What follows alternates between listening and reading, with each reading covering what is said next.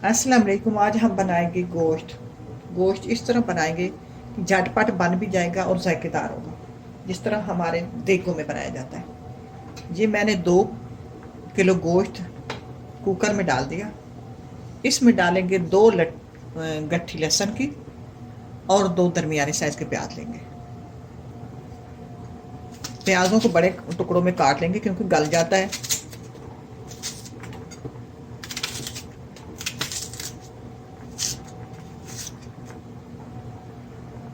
चार टमाटर लेंगे, ये दरमियाने साइज के हैं। इनको काट के डाल देते हैं बड़े बड़े टुकड़ों में। टमाटर चले गए। साबित गरम मसाला डालेंगे। साबित गरम मसाला मेरे पास 2 टेबल स्पून है। अब हम अपने स्पाइसी मसाले डालेंगे। ये धनिया पाउडर मैंने ले लिया 2 टेबल स्पून, जीरा टेबल स्पून, हल्दी teaspoon, red chilli powder 1.5 tablespoon. आप अपने जायके के हिसाब से भी नमक मेरा डाल सकते हैं। अब मैं इसमें नमक डालूंगी। नमक में डालूंगी टेबल स्पून।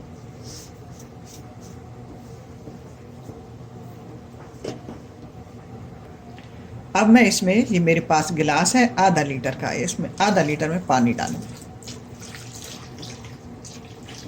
और इसको मिक्स करेंगे।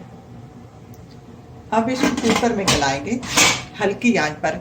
यूं सीटी बजना शुरू हो जाए तो हल्की आंच पे इसको आधा घंटा पकाएंगे। अब मैंने ढक्कन खोल लिया गोश्त से। अब इसको ऐसे हिलाते रहेंगे, इसका जो मसाला है वो ग्राइंड हो जाता है।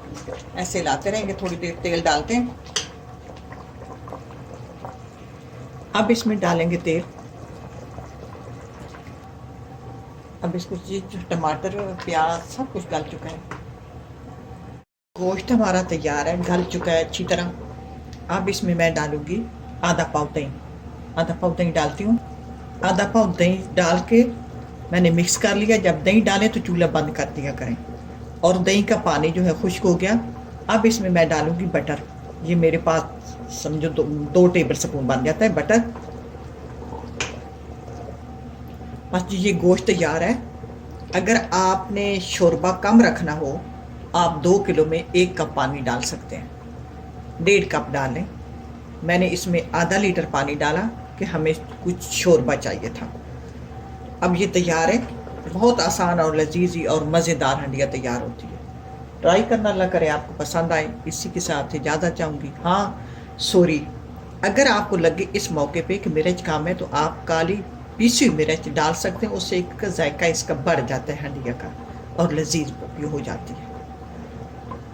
अल्लाह करे आपको पसंद आए। इसी के साथ इजाज़त चाहूँगी। अल्लाह हाफ़िज़।